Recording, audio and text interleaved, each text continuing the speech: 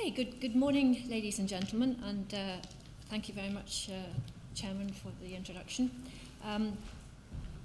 My talk is going to be focusing primarily on environmental issues.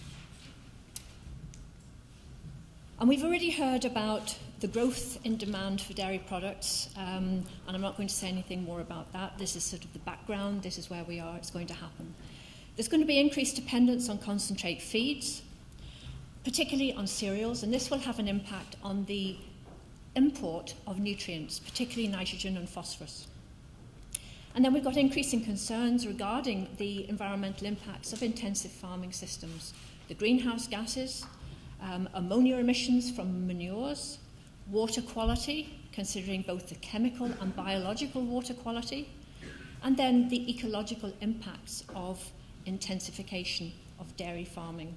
Things like what is the impact on biodiversity and on landscape management. And the key environmental issues that I want to focus on today, or say a few words about, are first of all greenhouse gas emissions and mitigation strategies.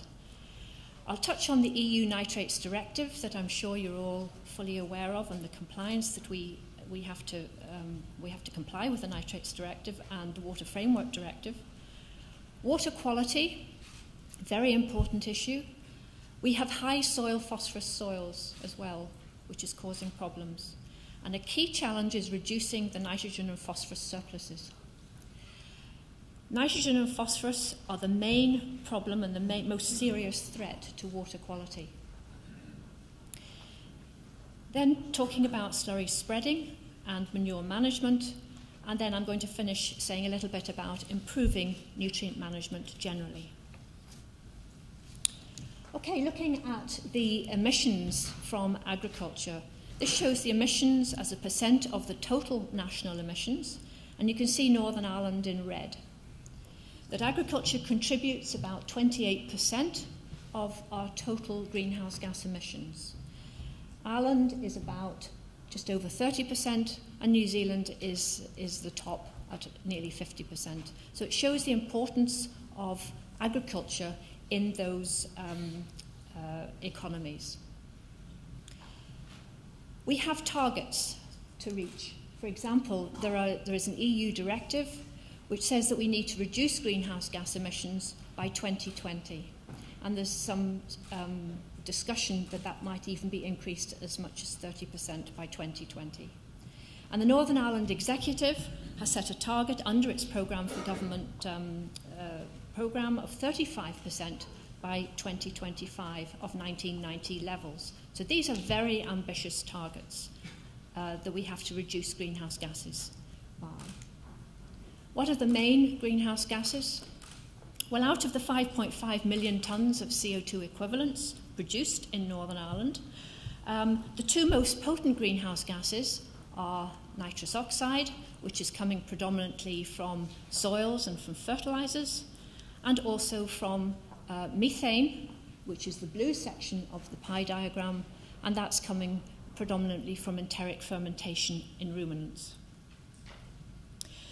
So to meet the challenging targets that have been set and to improve the image of the dairy industry, we have to do certain things. For example, we've got to improve fertiliser use efficiency. We've got to improve livestock feeding, breeding, and manure management. I want to say a few words about AFBI's greenhouse gas research programme. This is providing information and tools to monitor greenhouse gas emissions accurately and to enable mitigation strategies to be recognised. And then through research, we're developing mitigation strategies to progress towards a low carbon intensity system. And then technology transfer is a very important part of research. There's no point in doing the research unless that can be transferred and there is technology transfer into the industry. So that's embedded in everything that we do. And then agriculture also has a positive role to play because you can offset some of the greenhouse gas emissions by, for example, enhancing carbon sequestration in our soils and by using land-based renewable energy to offset the use of fossil fuels. So under the greenhouse gas programme, we have a very intensive research programme currently running, which is based on, currently the agricultural industry is based on standard emission factors. There are default values that are used for the type of livestock, manure emissions and fertilisers, both for methane and for nitrous oxide. And there's huge uncertainty in these emission factors, and no account is taken of regional differences within the UK. So DEFRA, together with the devolved administrations, has and is funding, because the work is still ongoing, it's funding a large UK research consortium. It's made up of 16 different institutes over the UK, and AFBI is playing a major role in that £12.5 million research programme. And it's looking at trying to more accurately predict or come up with emission factors of greenhouse gases based on variations which occur between different classes of livestock, not just dairying, but beef and sheep as well, considering age of animals, livestock diets, soils, manures, fertilisers, with the objective to come up with regional emission factors that are more appropriate to Northern Ireland. And this will then allow an accurate baseline for emissions to be determined, and therefore it provides the basis for the industry to gain recognition for any mitigation strategies that it will adopt. The second area is to develop, test and validate online greenhouse gas calculators. And this has been done using data from the AFBI Hillsborough site and also from commercial farms. And this is benchmarking key livestock production traits influencing greenhouse gas emissions and evaluating factors driving greenhouse gas emissions at the farm level. And this shows a typical carbon footprint that is produced as a result of using the dairy calculator. This is from a Northern Ireland dairy farm. It's been feeding 2.1 tonnes of concentrates, producing 6,800 litres of milk. And what this shows is when you calculate the total emissions, in this case it's approximately 1 kilogram of CO2 equivalent per kilogram of milk produced, you can see that it is enteric fermentation and the methane production from that fermentation that is the major and largest source of the carbon footprint. And work at AFBI that's been done recently has been taking this carbon calculator out into the industry and around commercial farms, and 100 dairy farms across Northern Ireland have been used. The dairy calculator has been used to produce a carbon footprint for each of these 100 farms. And what it has shown is that there is huge variability in the greenhouse gas emissions per kilo of milk produced. So although this is showing an emission of 1 for this particular dairy farm, this can range from anything from 0.9 to 1.7. So it shows that there is huge potential for improvement. And calculators like this and the carbon footprint is identifying and highlighting where the biggest efficiency gains can be made. Some of the other mitigation strategies that we are looking at are nutritional and management factors. Conrad's mentioned a few. Improved forage quality, new transition cow management techniques, and then we've already discussed and heard about the importance of livestock genetics, and this can be used not just for production but for reducing greenhouse gases as well. This is how not to apply slurry. This is how we used to put it on maybe 20 years ago. And there are improvements in new slurry management techniques using low trajectory slurry spreading in order to improve manure efficiency. But we've also been doing work within AFBI looking at new fertiliser types. And one of the interesting areas has been replacing what is the main straight fertiliser nitrogen, which is calcium ammonium nitrate, or CAN, here. This shows nitrous oxide emissions. And if we replace calcium ammonium nitrate with urea-based products, and urea that has been stabilised with either urease inhibitors to prevent ammonia volatilization or nitrification inhibitors, we can have a very big effect on nitrous oxide emissions under wet conditions. And this work is ongoing with our colleagues in Chuggas down south to evaluate it on an all-island basis. In thinking about greenhouse gas emissions, we also need to consider the potential for carbon offsetting. And there is carbon sequestration in grassland soils. And it's felt that maybe grassland soils lock up about 1 ton of carbon per hectare per year. But again, there's huge uncertainty with those figures. That can be used to offset the emissions. But there are many questions that remain unanswered. What happens when you plough and reseed? What happens to that carbon? There's then uncertainty about when you reach equilibrium. How long does grass continue to sequester carbon? And then what is the locking up of the sequestration throughout the soil profile? And then looking at land-based renewable energy, the value and importance of anaerobic digestion, both of manure, but also looking at co-digestion with grass silage, looking at optimum grass silage inclusion rates, looking at the greenhouse gas savings for electricity and heat production from co-digestion, and looking at the economics of on-farm anaerobic digestion. And the second area is then the use of biomass crops, and a lot of work has undergone or been done over the last 30, 40 years on short rotation coppice willowing. And this is to offset fossil fuels for heat. We are also providing the scientific evidence base underpinning the EU Nitrates Directive. As you'll all know, Northern Ireland is a total territory under the Nitrates Directive, and the Nitrates Action Programme regulations came into place in January 2007. At the same time, and they were linked to the phosphorus regulations, which came in at the same time. And the aim of the Nitrates Directive is the preventing and the reducing of water pollution by nitrogen and phosphorus from agricultural sources, because it's recognised that nitrogen and phosphorus are the main drivers of eutrophication or nutrient enrichment of water. And the implications for the Northern Ireland industry is the limits on stocking rates, the amount of manure that can be applied, the restrictions on agricultural activities. There are closed periods for fertiliser and for slurry spreading, the investment in infrastructure in terms of the storage of the manure, and the importance and requirement for detailed record keeping. The impact of nutrients on water quality. Well, this is what bad water quality results in: algal blooms in our lakes and rivers.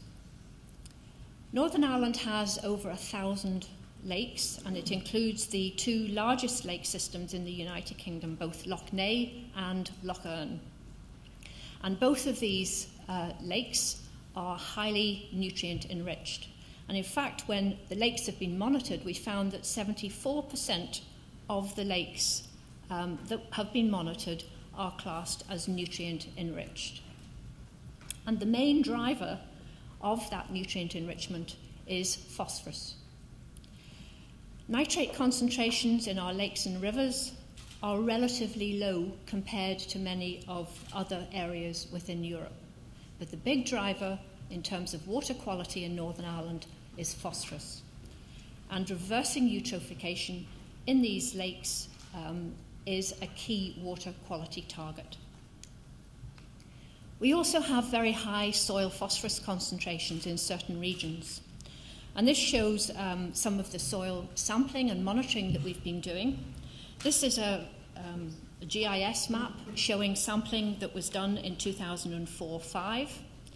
And the pink areas and the red areas show you the areas of Northern Ireland that are excessive in terms of their phosphorus status. They're at index 4 and index 3. This is well above the agronomic optimum, which is index 2, which is the yellow area. So it's showing that nearly 50% of the soils in Northern Ireland are actually enriched with phosphorus, and therefore there will be no agronomic response to added P. So it shows the importance of soil testing. You need to know what your soil nutrient status is, and the importance of the redistribution of manure to areas where it is needed, because the manure obviously contains very valuable nutrients, including phosphorus. But we need to be thinking about the redistribution to areas that require it. AFBI research has also been looking at the rate of soil decline. This has been work done at Hillsborough, looking at hydrologically drained plots. And we have, over a period of time, been building these plots, the phosphorus status up over a period of 5 years. And then we've been interested in saying, well, if we curtail phosphorus fertilizer input, how long does it take for the phosphorus status of those soils to come down? And what it's shown is that the P status, curtailing phosphorus inputs, if we concentrate on this plot here, which is one that was at index 4, it started off at index 4, no P fertilizer was applied, and you can see that the P status has come down year by year. However, it's predicted that to get from a soil index of 4 to mid-index 2, which is the agronomic optimum, is going to take about 13 years. So it's a slow process.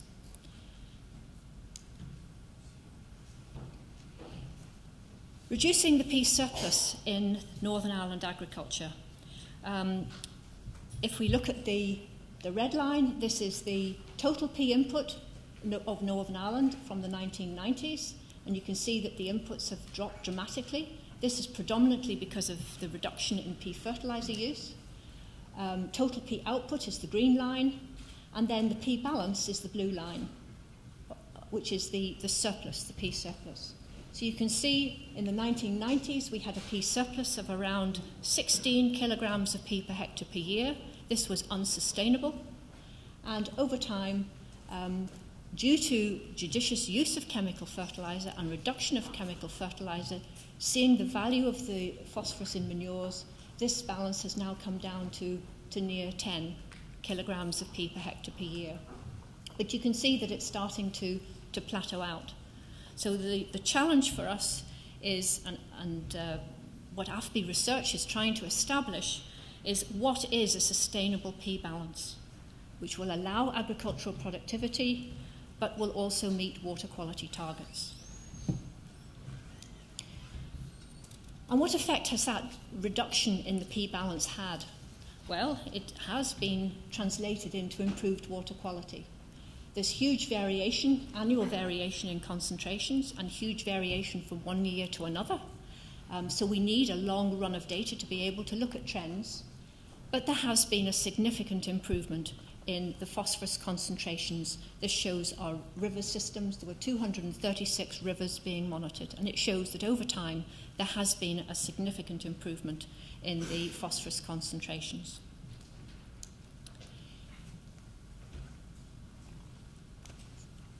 Enhancing the sustainability of dairy farms, we've been looking at reducing the nitrogen and phosphorus surpluses.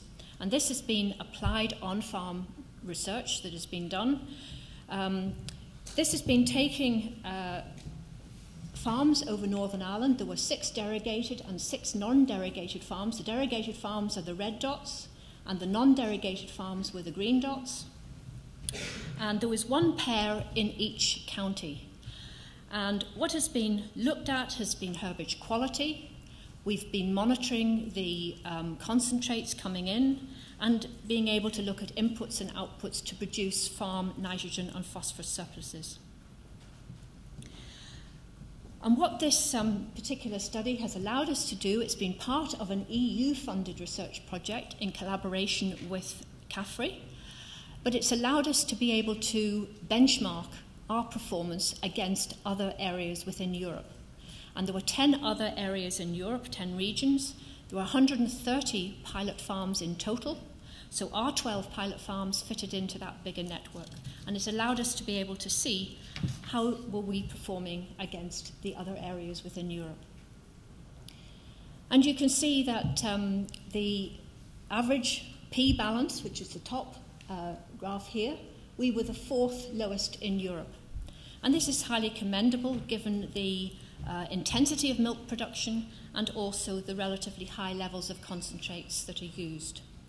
If we look at the greenhouse gas emissions, this is from modelling data. It is greenhouse gas emissions per tonne of milk on Northern Ireland farms. We came in the second lowest.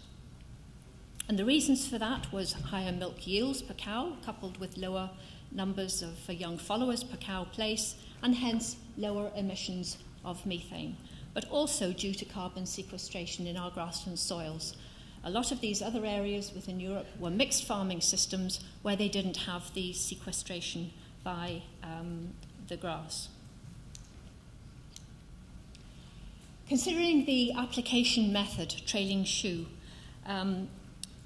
this is work that AFBI has been doing over a number of years, showing the value of these low trajectory spreading techniques. This is the trailing shoe, where the slurry is applied directly to the surface of the soil. And it's reducing ammonia emissions, but it's also improving manure efficiency. And as a result of AFBI's research on these low trajectory spreading techniques, DARD introduced what was called the MET scheme, the Manure Efficiency Technology Scheme. And this has provided a 40% grant to farmers for them to purchase these advanced spreading equipment. But one of the other benefits has actually been the reduction in phosphorus loss, which was unexpected. This is splash plate spreading, and then this is using the trailing shoe. And you can see that phosphorus losses in runoff, 2 days after manure application, there has been a substantial reduction in phosphorus losses to runoff. So again, an added advantage of the low trajectory spreading techniques. Identifying nutrient balances. There has been a very dramatic drop in sulfur inputs to Northern Ireland, both atmospheric inputs but also in fertiliser since the 1960s. So from here, there was a net input of sulfur, and we've been in a negative balance since the 1960s. And currently, more than 20% of silage and graze swards are testing as sulfur deficient at first cut and first grazing. And sulfur deficiency is very similar to nitrogen efficiency, giving you a generally yellow crop with reduced yields. There's also underuse of potash, and more than 20% of first and second cut silage swards may be potassium deficient and underperforming. So suboptimal levels, they don't have to be acute deficiencies. Acute deficiencies can reduce dry matter yields by 20 to 30%, but just suboptimal levels of both sulfur and potash will reduce dry matter production and will reduce fertiliser nitrogen efficiency. You will not get the responses to nitrogen if these other nutrients are not present and in the correct balanced concentrations. So AFBI's research has been developing techniques looking at nutrient balance, and we've developed what's called the DRIS analysis, which is diagnostic recommendation of integrated systems to identify nutrient imbalances in grass. So just to summarise, what AFBI research was supporting sustainable dairy production. We're identifying cost-effective mitigation strategies to reduce the carbon intensity of dairy production. We're underpinning the development of increased renewable energy from the agri-food sector. We're providing the scientific evidence base for the Nitrate Directive, which is leading to improved water quality. And we are providing information on improving nutrient management, not just of nitrogen and phosphorus, but also of the two other major nutrients, potassium and sulfur. Okay, thank you very much.